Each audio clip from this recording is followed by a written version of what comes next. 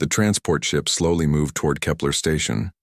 Inside the small passenger area, Dr. Jake Morrison looked out the window at the massive medical facility floating in space.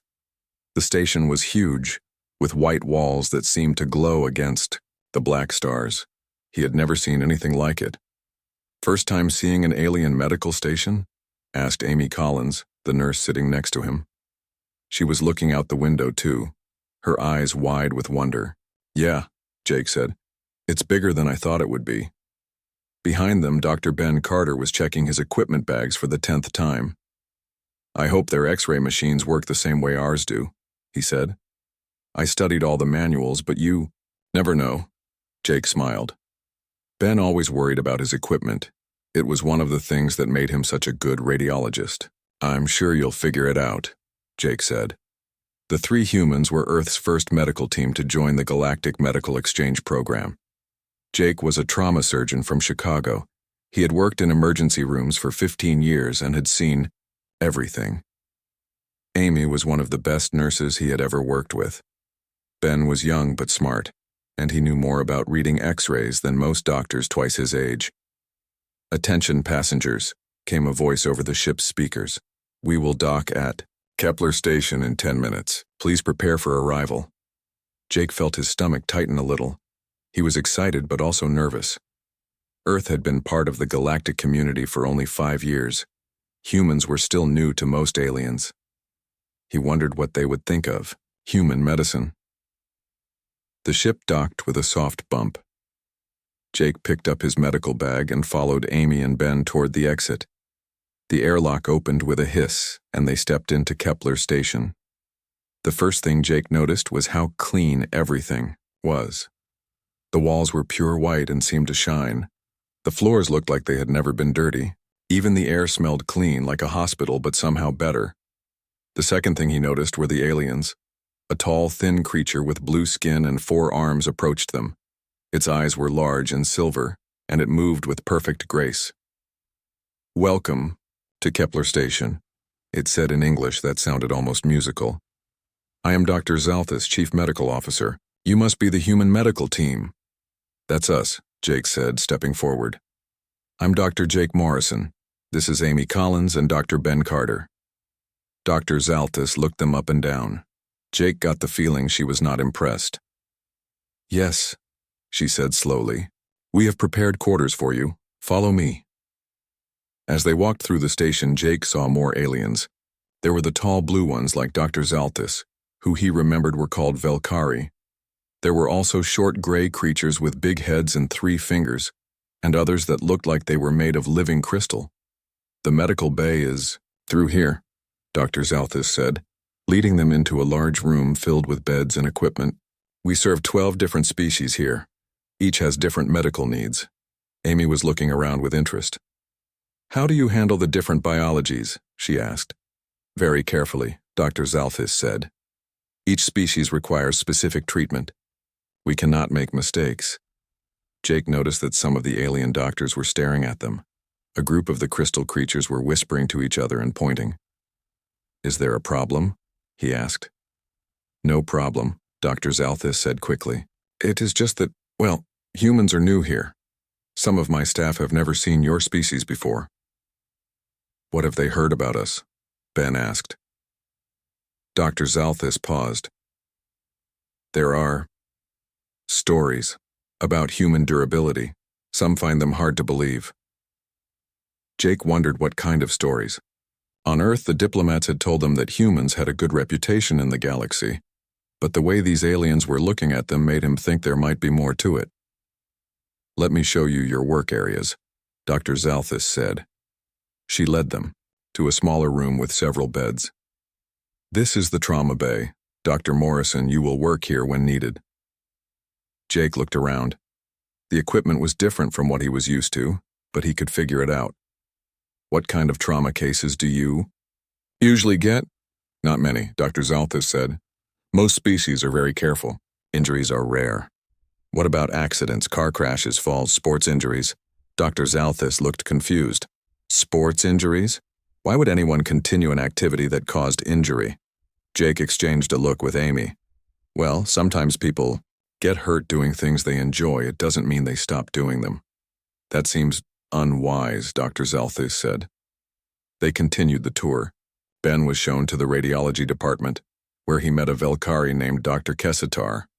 Amy was introduced to the nursing staff, most of whom seemed very interested in human medical training. One more thing, Dr. Zalthus said as the tour ended. You will be observed for your first few weeks. Standard procedure for new species. Observed how? Jake asked.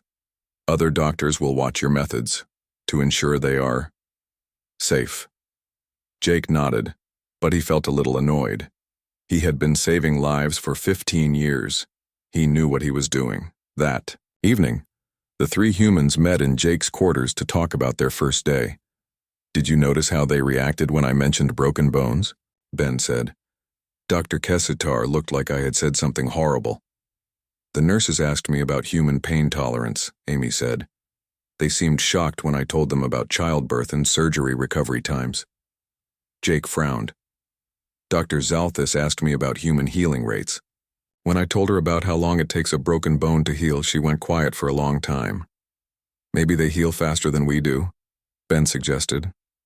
Or maybe they don't heal at all, Amy said. Some of the crystal creatures looked like they would shatter if they fell down. Jake looked out his window at the stars. I think we're going to learn a lot about each other over the next few months. The next morning, Jake was having breakfast in the station cafeteria when alarms started going off. Red lights flashed and a voice spoke in several languages. Dr. Zalthus appeared next to his table. There has been an accident in the asteroid mining belt. Multiple casualties incoming. All medical staff report to the trauma bay immediately. Jake stood up, his breakfast forgotten. How many casualties? Unknown, but it sounds bad. Jake followed. Dr. Zalthus toward the medical bay, his heart already racing. This was what he did best. This was what he lived for. He had no idea that everything was about to change. The trauma bay filled with noise and movement. Jake had seen busy emergency rooms before, but this was different. The alien medical staff moved slowly and carefully, talking in quiet voices before making any decisions. They seemed afraid to act. Quickly. What's the situation? Jake asked Dr. Zalthus as she checked a computer screen. Mining platform collapsed in the Kepler asteroid belt. 16 workers trapped. We have ships bringing them in now. Her 4 hands moved across the controls, but Jake could see she was nervous. The first transport arrived 20 minutes later. Jake watched as the medical team brought in a Velkari worker on a stretcher. The alien's blue skin was pale, and one of his 4 arms hung at a strange angle. Dr. Zalthus approached the patient slowly. She ran a scanner over the injured arm and frowned. The bone structure is damaged, she said. We need to consult with the bone specialists. How long will that take? Jake asked. Perhaps 2 hours. We must be very careful with bone injuries. Jake looked at the patient. The Velkari was conscious and clearly in pain. His arm was broken, but it was a simple fracture. Jake had fixed hundreds like it. Can I take a look? Jake asked. Dr. Zalthus hesitated. I suppose, but please do not touch anything. Jake examined the arm carefully. It was definitely broken, but the break was clean. With the right treatment, it would heal perfectly. This is a simple fracture, he said. I could have it set and in a cast in 30 minutes. 30 minutes? Dr. Zalthus stared at him. That is impossible. Bone injuries require extensive planning. Before Jake could answer, Amy called out from across the room. We've got another one coming in. Looks serious. The second patient was a Zephyrian, one of the gray aliens with large heads. This one was unconscious, and Jake could see blood on his chest. Amy was already checking his vital signs. Punctured lung, she said. Breathing is shallow. Blood pressure dropping. The Zephyrian medical team gathered around their injured colleague. They spoke in their own language, which sounded like clicking and whistling. Jake could see they were upset. What are they saying? He asked Dr. Zalthus. They are discussing whether to attempt surgery. Chest injuries are very dangerous. Many do not survive. Jake moved closer to the patient. He could see the wound clearly now. It was bad, but not hopeless. The lung needed to be reinflated and the bleeding had to be stopped. He had done this surgery many times. "This patient needs immediate surgery," Jake said. "Every minute we wait makes it worse." "Dr. Morrison," Dr. Zalthis said firmly, "you must understand. We do not rush into dangerous procedures. Lives depend on careful planning." More patients arrived. A Silnathi whose crystal arm had cracked. 2 more Velkari with various injuries. A human worker who had cuts on his face and hands. The trauma bay became crowded and tense. Jake watched as the alien doctors moved carefully from patient to patient. They scanned everything multiple times. They discussed each case in long meetings. Meanwhile, the Zephyrian with the punctured lung was getting worse. "We have to do something," Jake said to Amy. "That Zephyrian won't last much longer." Amy nodded. "The Velkari with the broken arm is in a lot of pain too. And look at that Silnathi. That crack in his arm is spreading." Jake made a decision. He walked over to the Zephyrian medical team. "I can save him," he said. The lead Zephyrian doctor, whose name tag read Dr. Vithan, looked up at him. "The chest cavity is compromised. Surgery is too dangerous." "Not for me," Jake said. "I've done this operation hundreds of times. Give me 20 minutes and he'll be stable." Dr. Vithan's large eyes widened. 20 minutes to repair a punctured lung? That cannot be done." "Watch me," Jake said. Dr. Zalthis appeared beside him. "Dr. Morrison, I cannot allow this. You have not been cleared for surgery on other species." "Then he dies," Jake said simply. "Because your people are too scared to try." The words hung in the air. Jake could see he had offended the aliens, but he didn't care. A life was at stake. Dr. Vithan looked at his dying colleague, then at Jake. "If you are willing to try, we cannot stop you, but if he dies..." "He won't," Jake said. Jake moved to the surgical station. Amy was already there, preparing equipment. Ben appeared with a portable X-ray machine. "Thought you might need this," he said. The alien medical staff gathered around to watch. Jake could feel their eyes on him as he prepared for surgery. He ignored them and focused on the patient. The surgery went exactly as Jake expected. The punctured lung was repaired quickly. The bleeding stopped.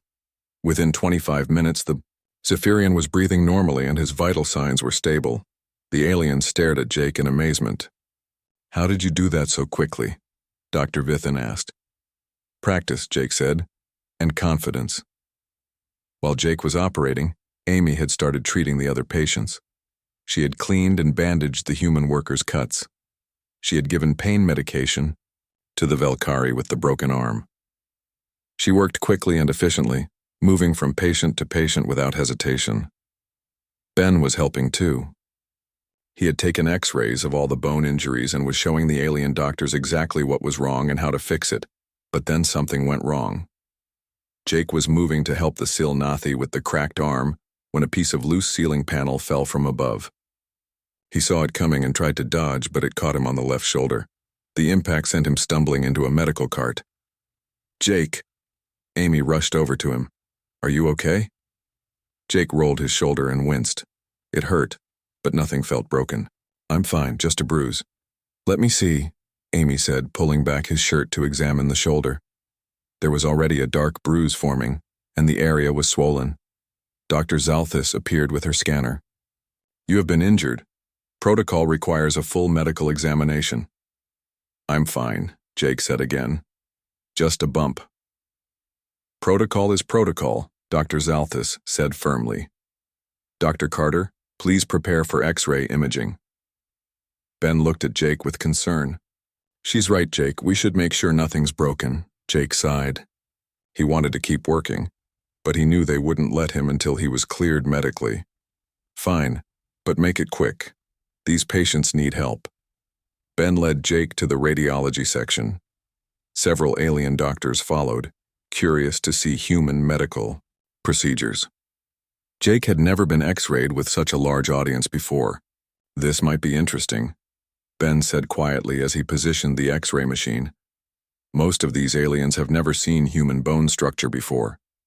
Jake lay on the table as Ben prepared the machine. Through the window, He could see alien faces, pressed against the glass, watching intently. "Ready?" Ben asked. "Go ahead," Jake said. The X-ray machine hummed to life. On the screen in the next room, Jake's shoulder appeared in black and white detail. And that was when everything changed. Jake heard gasps and shocked voices from the observation room. Someone cried out in what sounded like horror. He could see the aliens pointing at the screen, their faces filled with shock and fear. Ben came back into the room, his face pale. Jake, I think we have a problem." "What kind of problem?" Jake asked, sitting up on the table. "The kind where aliens think you're some sort of monster," Ben said. Jake looked through the window at the crowd of alien medical staff. They were all staring at his X-ray image on the screen. Some looked terrified, others looked sick. Dr. Zalthis entered the room, her silver eyes wide with shock. Her voice shook as she spoke. "Dr. Morrison," she said slowly, "what happened to you? Who did this to your body?" Jake sat up on the X-ray table and looked at the screen.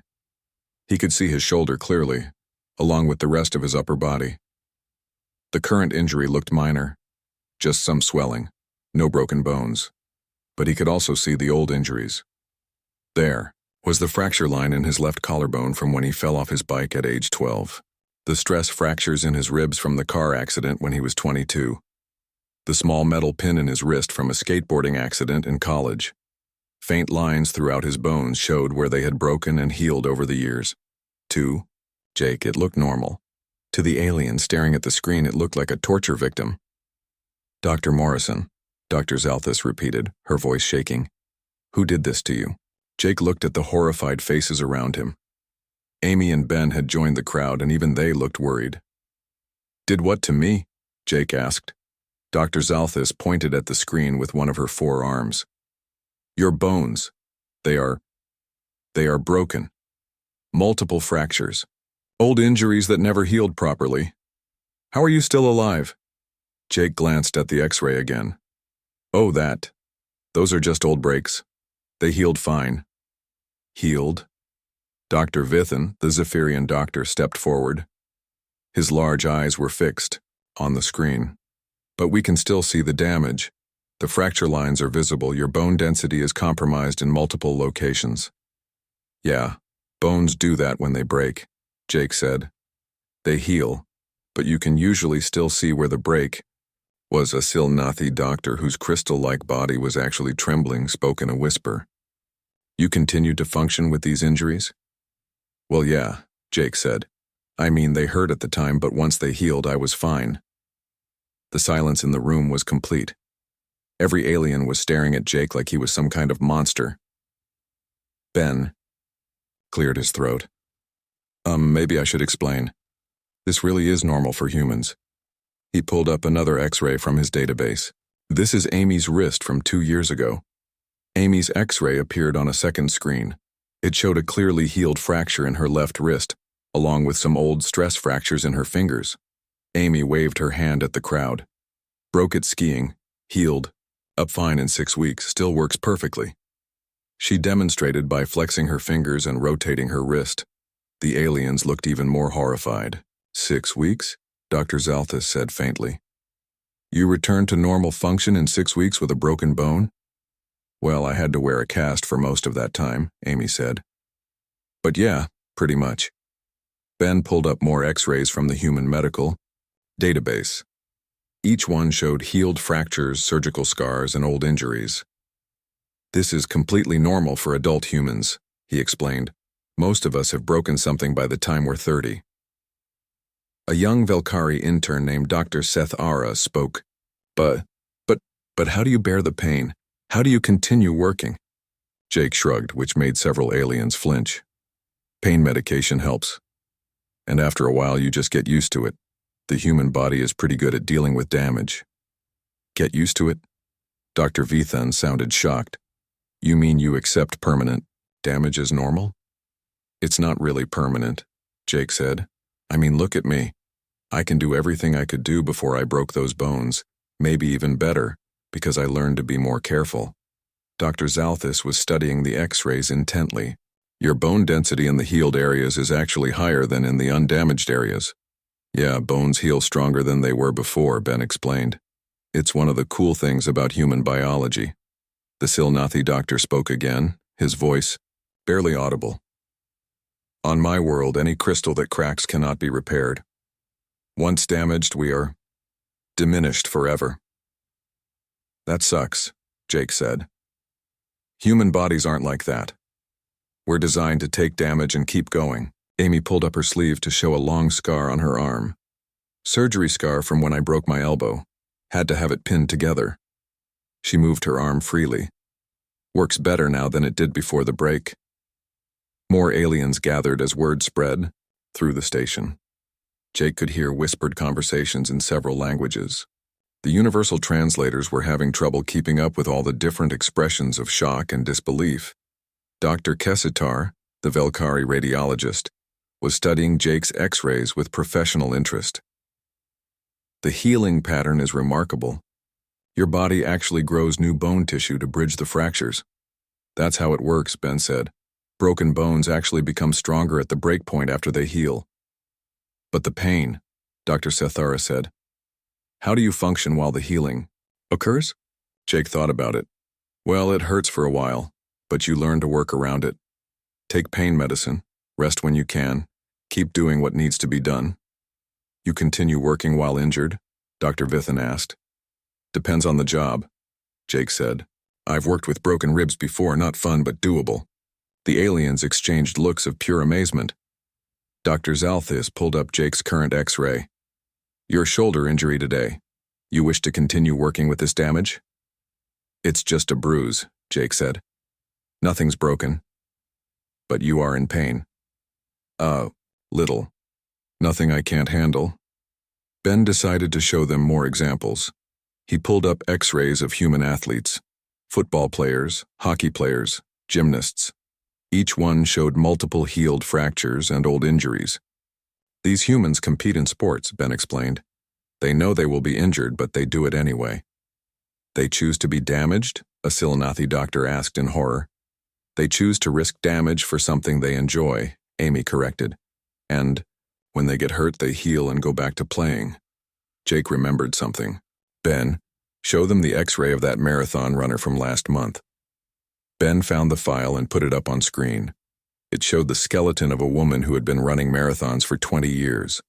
Her leg bones showed stress fractures that had healed, and her feet showed the wear patterns of thousands of miles of running. This human runs 26 miles at a time, multiple times per year, Ben explained. She's been doing it for 2 decades. 26 miles? Dr. Sethara whispered. Continuously? Yeah, and she's in her 50s, Jake said. Still running. Strong. The young Velkari intern moved closer to the screen. The bone remodeling is incredible. Her skeleton has actually adapted to the stress. Human bones do that, Amy said. The more you use them, the stronger they get. We call it use it or lose it. Dr. Zalthis was quiet for a long moment, studying all the X-rays. Finally, she spoke. On my world, we have stories about your species. We thought they were myths. What kind of stories? Jake asked.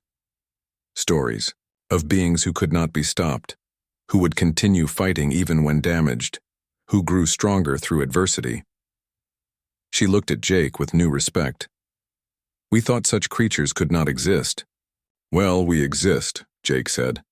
And right now I have patients to treat. He stood up from the X-ray table and several aliens stepped back automatically. Dr. Morrison, Dr. Zalthis said carefully, perhaps we should discuss your treatment methods. What? About them? You operated on Dr. Vithan's colleague without hesitation. You showed no fear of the risks. Jake nodded. That's my job. When someone's dying, you don't have time to be scared. But what if you had failed? What if the patient had died? Jake met her silver eyes. Then I would have learned something, and the next patient would have a better chance. The alien stared at him in silence. You learn from failure? Dr. Sethara asked quietly. Of course. How else do you get better? The young Velkari looked at her colleagues, then back at Jake. We do not fail. Failure means death or permanent damage. There is no learning from it. Jake began to understand. These aliens lived in a world where mistakes had permanent consequences, where injury meant disability, where failure meant the end. Humans lived in a world where you could break and heal, where you could fail and try again, where damage made you stronger. That's the difference, Jake said quietly. We're not afraid to break because we know we can heal. Word spread through Kepler Station faster than Jake thought possible. Within hours, aliens from every department were finding reasons to visit the medical bay. They came in small groups, whispering to each other and stealing glances at the human medical team. Jake was treating a Velkari engineer with a minor cut when Dr. Sethara approached him. The young intern had been following him around for days, asking questions about human medicine. "Dr. Morrison," she said quietly, "may I ask you something personal?" "Sure," Jake said, applying a bandage to his patient's arm. "The X-ray showed you have been injured many times. How many bones have you broken?" Jake thought about it. "Let's see. Wrist, collarbone, 3 ribs, my nose twice, a toe, and my ankle. Oh, and I cracked my skull when I was 15. Dr. Sethara's eyes went wide. "Your skull?" "Mountain biking accident. Had a concussion, but no permanent damage. You damage your brain and continue to function normally?" "The brain can heal too," Jake said. "Not perfectly, but well enough." The Velkari patient on the table was listening with fascination. "You have injured your thinking organ?" "Twice, actually," Jake said. "The skull fracture and another concussion playing football in high school." "Football?" Amy appeared beside them. "It's a sport where humans run into each other very hard." "On purpose?" Dr. Sethara asked. "Oh yeah," Amy said. "The whole point is to tackle the other team." "And you did this for fun?" Jake laughed. "I loved playing football. Some of the best times of my life." Dr. Sethara made notes on her tablet. She had been documenting everything about human medicine since the X-ray incident. "And these injuries, they do not affect your work performance?" "Not really," Jake said. "Maybe they make me a little more careful. I've learned what real pain feels like, so I can help patients better." "You use your own suffering to help others?" Jake had never thought of it that way. "I guess so. When a patient is scared about surgery, I can tell them honestly that I know what recovery feels like." Ben joined the conversation. "I've been showing Dr. Kesitar some of our medical imaging. He's amazed by the healing patterns in human bones." "What does he think?" Jake asked. "He says human bone repair is unlike anything in known biology.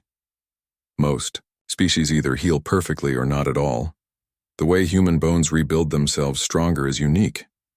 Dr. Sethara looked thoughtful. "Is this why humans are so aggressive in medical treatment?"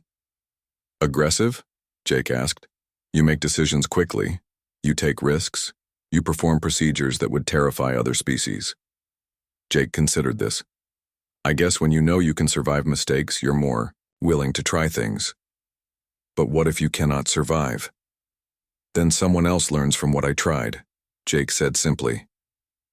The young Velkari was quiet for a moment. "On my world, knowledge dies with the individual. If someone fails at a dangerous procedure, that knowledge is lost forever. That's why we keep records," Amy said. "Every surgery, every treatment, every outcome. We share everything so others can learn." "Even the failures?" "Especially the failures," Jake said. "You learn more from things that go wrong than from things that go right." Dr. Zalthis appeared in the doorway. "Dr. Morrison, could I speak with you privately?" Jake followed her to her office. The walls were covered with charts showing the anatomy of different alien species.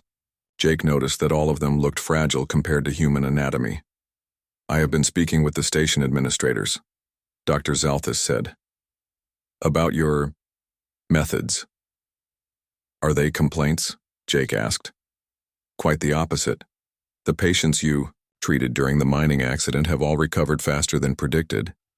The Zephyrian you operated on has already returned to work. That's good news." "It is remarkable news. Chest surgery patients usually require weeks of recovery.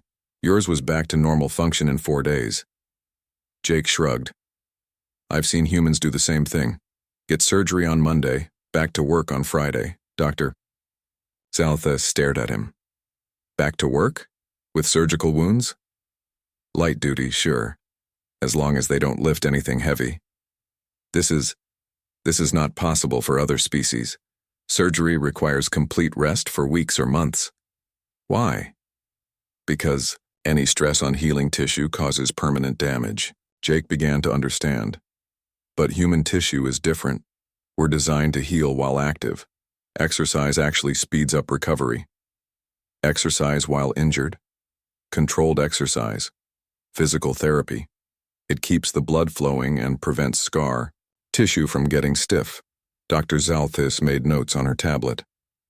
The administrators want to observe your techniques more closely. They believe human medicine could revolutionize treatment for all species. I'm happy to help, Jake said, but I should warn you. Other species might not be able to handle human treatment methods. What do you mean? Jake thought about how to explain it. Humans can take a lot of damage because we've evolved to heal from it. Other species might not have that ability. You think we are weaker? Not weaker, different. You're probably stronger in ways I can't imagine. But when it comes to taking damage and keeping going, humans might be unusual. Dr. Zalthus was quiet for a moment. There is something else. Dr. Sethara has requested to study human psychology in addition to human medicine. Why? She believes that human mental resilience is connected to physical resilience. She wants to understand how humans cope with pain and failure. Jake thought about Amy's background. You should talk to Amy about that. She's been through more than most people. What do you mean? Personal stuff. But she's an expert on dealing with things that would break other people. Later that day, Jake found Amy talking with a group of alien nurses. She was showing them pictures on her tablet. This is my daughter Katie, Amy was saying. She has something called autism. Her brain works differently than most humans. Is this a defect? Asked a Silnathi nurse. Some people think so, Amy said. But Katie sees the world in ways that help her solve problems others can't. She's studying to be an engineer. She can function normally despite brain differences. She can function amazingly. She just needs some accommodations. Jake listened as Amy explained how humans dealt with mental health issues, depression, anxiety, trauma, learning disabilities. Conditions that would completely disable most alien species were things humans learned to manage and work around. I have panic disorder, Amy said casually. My brain sometimes thinks I'm in danger when I'm not. But I take medication and use coping techniques and I can do my job just fine. The alien nurses looked shocked. You work in high-stress medical situations with a fear disorder? One asked.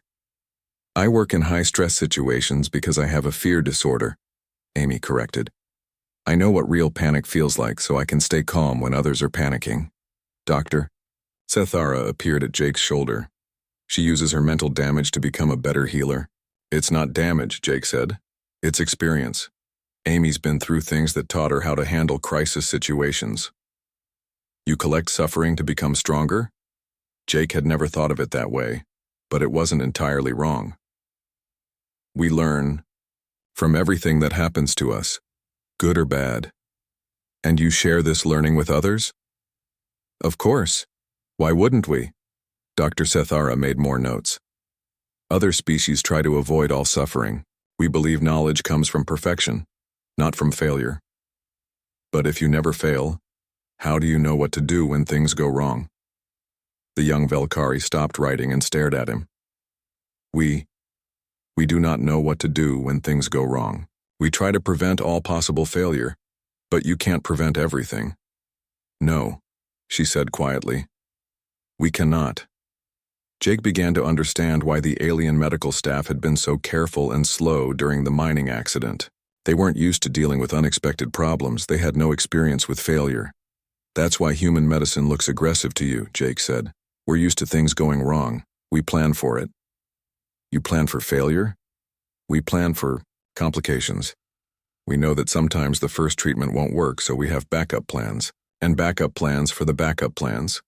Dr. Sethara looked thoughtful. Because you know you can survive the attempt. Exactly. And even if we can't, someone else can learn from what we tried. That evening, Jake found Ben in the radiology department, showing Dr. Kessitar more human x-rays. Look at this one, Ben was saying. This woman broke her leg in 3 places. The doctor said she might never walk normally again. And? Dr. Kessitar asked. 6 months later, she ran a marathon. The Valkyrie radiologist studied the x-ray carefully.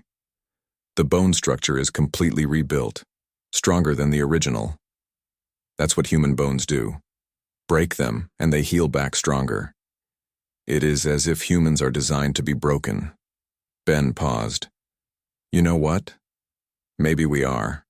3 months had passed since the mining accident. Kepler Station felt different now.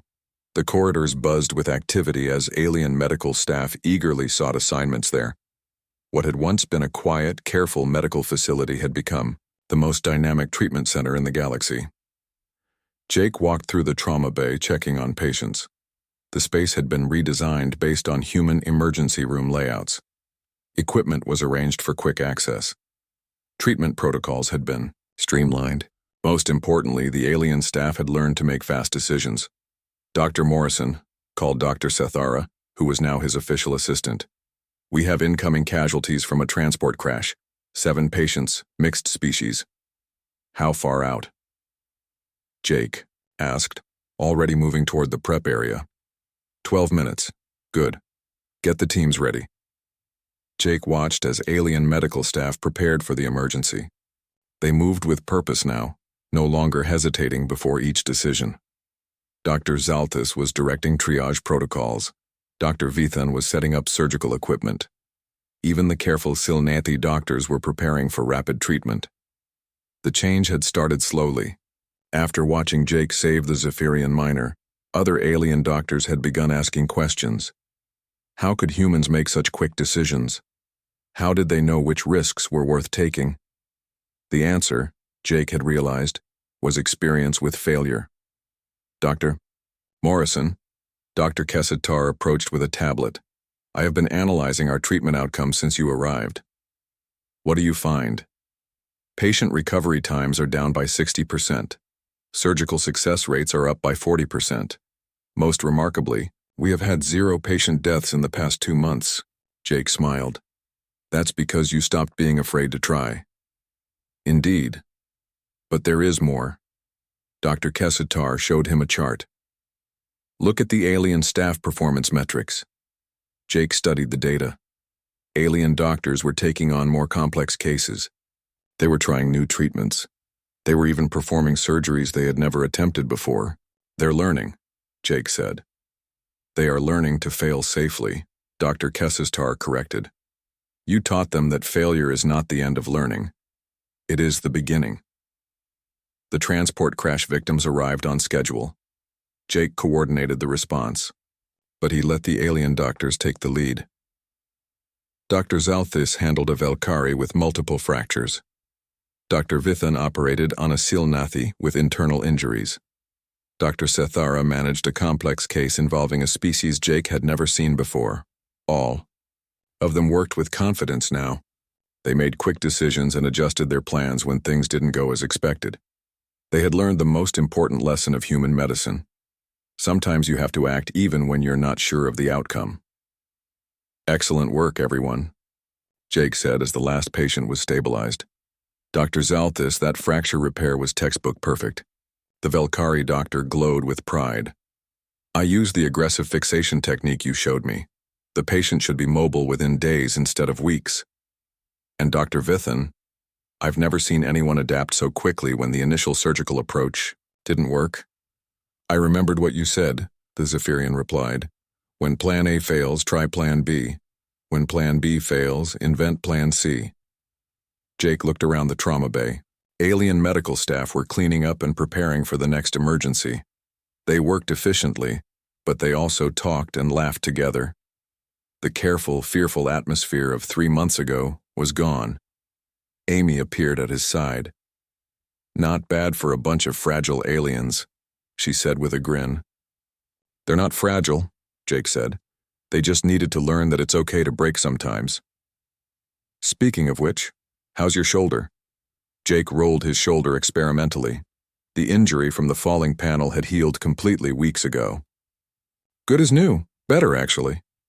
Of course it is. Human biology at its finest. Ben joined them, carrying a stack of X-ray images. You guys need to see this, he said excitedly. What is it? Jake asked. Remember Dr. Sethara's research project?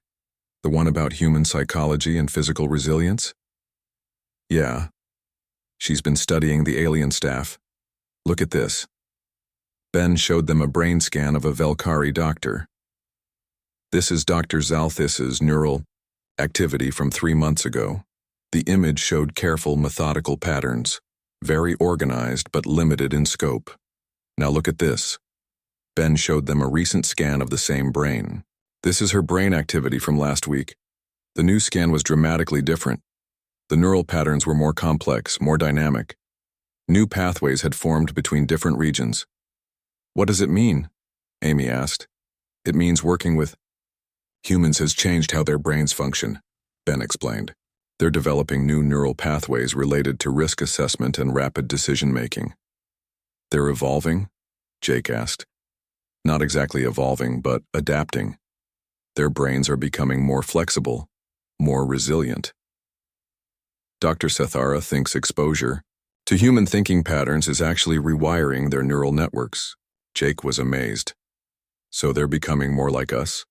In some ways, they're learning to handle uncertainty and stress. They're developing what Dr. Sethara calls cognitive resilience. Dr. Zalthis approached them, overhearing the conversation. Dr. Carter is correct, she said. Working with humans has changed us. We are no longer afraid of imperfection. How do you feel about that? Amy asked. Liberated, Dr. Zalthis said without hesitation. For my entire life, I believed that any mistake would be catastrophic. Now I understand that mistakes are simply learning opportunities. And the other species? The same. Dr. Vithan performed his first experimental surgery last week. The Silnathi doctors are trying new crystal healing techniques that were considered too risky before. Even the most conservative species are becoming more adventurous. Jake felt a sense of pride but also responsibility. Just remember to be careful. Human methods work for humans because we can heal from almost anything. Other species might not have the same ability. We know, Dr. Zalthis said, but we have learned to test safely. Small risks first, then bigger ones as we gain experience. An alarm sounded through the station. Not the urgent red alert of a medical emergency, but the yellow alert that indicated an incoming priority message. All medical staff to the main conference room, came the announcement. Priority communication from Galactic Medical Council. Jake exchanged glances with Amy and Ben. The Galactic Medical Council was the governing body for all medical facilities in known space. They rarely contacted individual stations directly. The conference room filled quickly. Representatives from all 12 species were present, along with the human medical team. A large screen showed the symbol of the Medical Council. The screen flickered and a figure appeared. It was a Velkari, but older than any Jake had seen, with intricate markings that indicated high rank. I am High Medical Counselor Velkarn, the figure said. I bring greetings from the Galactic Medical Council. The room was silent. We have been monitoring the developments at Kepler Station with great interest. The integration of human medical personnel has produced remarkable results. Jake felt nervous. Were they in trouble? Patient outcomes have improved dramatically. Medical staff performance has exceeded all expectations.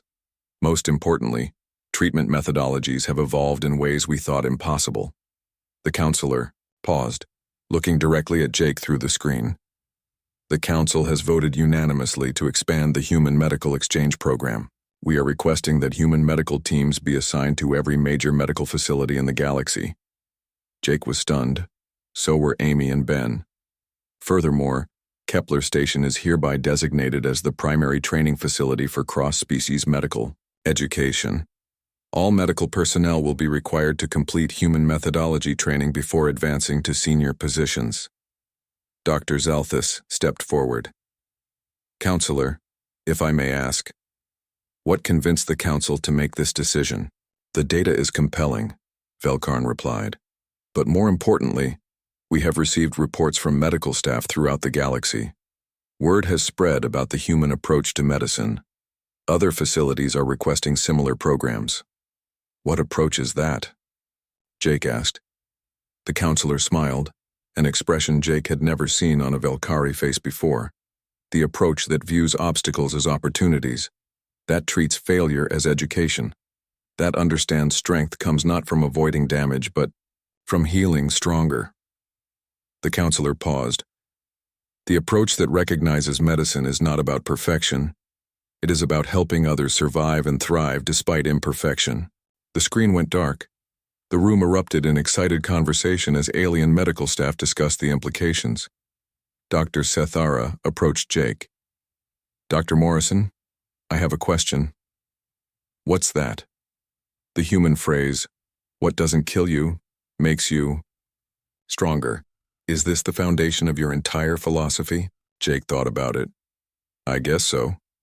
We believe you can survive almost anything if you're willing to heal and learn from it. And you apply this to everything? Not just medicine? Pretty much. Relationships, careers, personal challenges. Humans tend to think that tough experiences make you better at handling future tough experiences. Dr. Sethara made notes on her ever-present tablet. I am writing a paper on human resilience theory. May I quote you? Sure. What's the title? Adaptive Advantage Through Controlled Failure. How Humans Weaponized Weakness into Strength. Jake laughed. I like it. Amy nudged him. So what do you think? Ready to teach the galaxy how to be human?